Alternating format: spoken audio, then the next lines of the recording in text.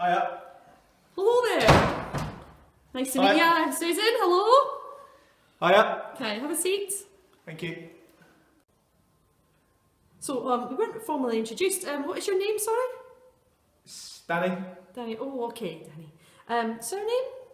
Still. Oh, okay, thank you, Mr. Steele. So, today I believe you've applied for the job of a sports coach, is that correct? Yes. Yes, Yeah, it is, okay.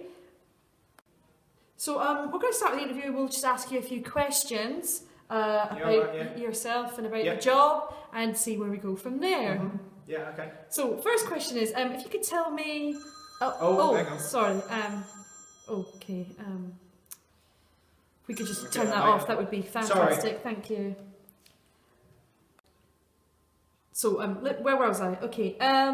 So, if you could just tell me a wee bit about your skills and interests in this job. I play a bit of football on the weekend. I'm pretty good at table tennis.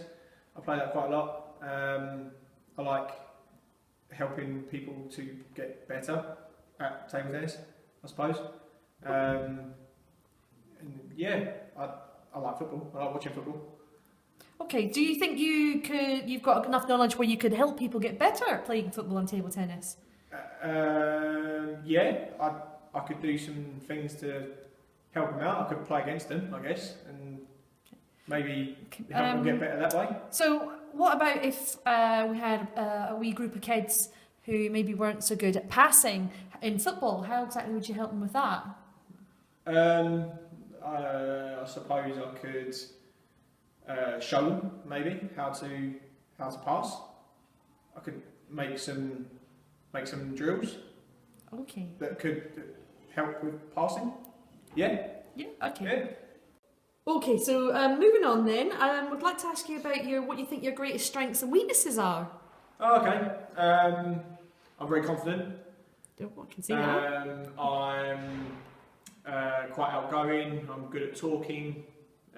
So I guess that's communication. I know quite a lot about the sports that I like.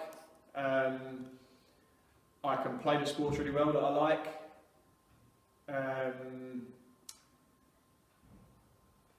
I'm not too great at perhaps being on time. I'm not always on time. I could probably organise myself a little bit better sometimes. But yeah, I think that's about it, to be honest. Do you think that how would you overcome your tardiness, so your lateness and things? Because actually, as a sports coach, it's going to be really important for you to actually arrive on time for your sessions, because there'll be kids waiting. Oh yeah. How are you going to overcome that? I guess I have to set my alarm a little earlier and make sure. I guess I'd have to organise things before I need to come in and do it, I guess. Yeah, I think that's what I'd have to do.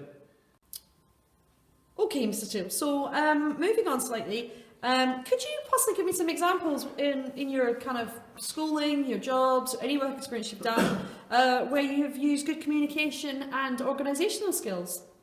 Yeah, I was part of a BTEC course when I was in sixth form, and I had to organise my own lesson. And with that, I had to communicate with the kids and my teacher to make sure that what I'd planned was good enough to deliver. And yes, I had to do that. I got a job at a pier, and obviously you have to communicate with people during the summer, because obviously a lot of people come down.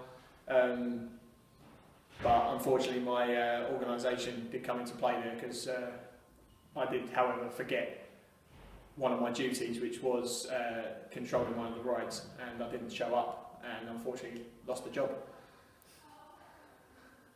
So, Mr. Steele, moving on to your leadership qualities, could you give me some examples where you've shown some leadership skills? Yeah, I mean, obviously, like I said, I'm really confident, so I like having that responsibility of being a leader. I think it was my third trip to Danbury as a sixth former.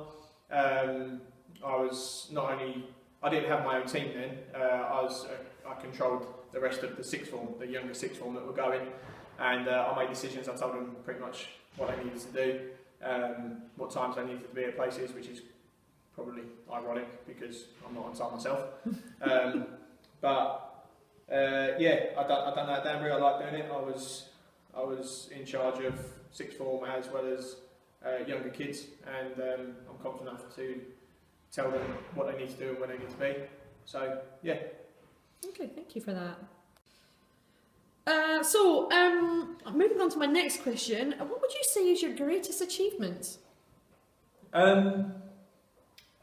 Well, when I was 16, I won a regional table tennis competition, and actually I was really proud of doing it because I actually devoted a lot of my time to the training and making myself better.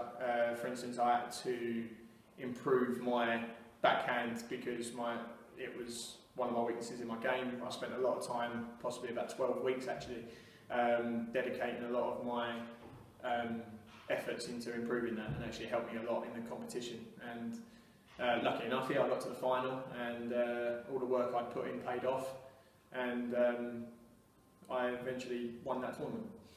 So would you say that you've got quite a lot of commitment there, and you've got quite great knowledge of table tennis, being able to improve yourself like that? It certainly helped me from that tournament because I played against a lot of good people, and actually made me realise that actually you have to change your tactics and think about your movements during the game. It's not just as simple as people may think. So do you think there's skills you can bring on to coaching younger children? I'd love to. Yeah, I think I'd love to be able to pass that on to younger people. And obviously I'd have to be a lot more organised than I am to be able to do it. So I'd like to learn a little bit about your future plans. So what you've got planned for the future in terms of your career. So where do you see yourself in kind of the next 5 to 10 years' time?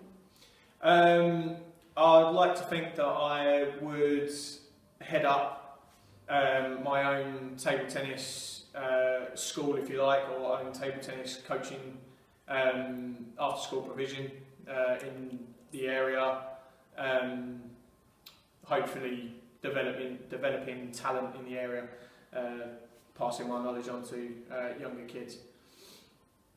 Okay, so what kind of qualifications do you think you're going to need to be able to do that? Well, I know I've already got the table tennis officiating, all the awards I need for that. I'd have to go and take part and achieve a level 2 and 3, I believe it is, in Table Tennis England coaching awards. Alongside that, I could go to, I believe it's the University of Suffolk that offer the coaching course, like a sports coaching course, but I'm not too sure on that one yet because there's a lot of time that I'd have to devote to doing that. I might just see what I can do with the coaching qualifications from Table Tennis England. Okay, smashing, thank you. So you had a kind of an in-depth plan of what you would like your career to be in the next kind of 5 to 10 years, but what happens if that all goes a bit wrong and you don't get the qualifications needed? What's your backup plan? I haven't really thought that far into it, to be honest. I guess if that didn't go to plan, I'd just carry on working here, I guess. Yeah, I think that's what I'd do. Oh, okay. Okay, one last question for you there, Mr. Steele. So, Okay. Do you have any questions for us?